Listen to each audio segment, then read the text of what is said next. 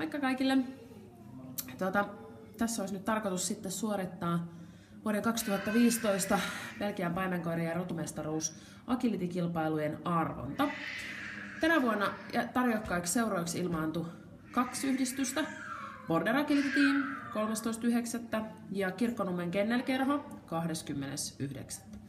Tämä oli Agility-toimikunnalle ensimmäinen kerta laatuaan, että löytyi 2 innokasta järjestäjää, joten päädyttiin siihen, että vedetään tämä homma arvolla.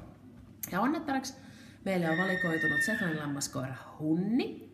Ja Hunnin hommana on valita siis näistä 2 käytetystä tunnistusneutokapulasta toinen, jonka tuomalla mulle Hunni siis arpoo sen seuran, joka saa järjestääkseen 2015 Agility rotumestaruuskilpailut. No niin, nyt Hunni ruvetaan hommiin.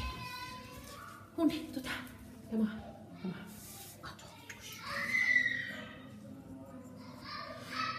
Ja noin.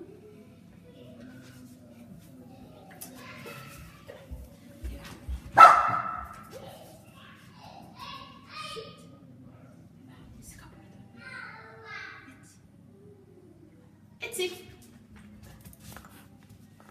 Jees, hyvä. Hieno. Hyvä. No niin. Hunni siis valkkasi kisojen järjestäjäksi Border Agility-tiimin. Onneksi olkoon järjestäjille ja siellä sitten nähdään.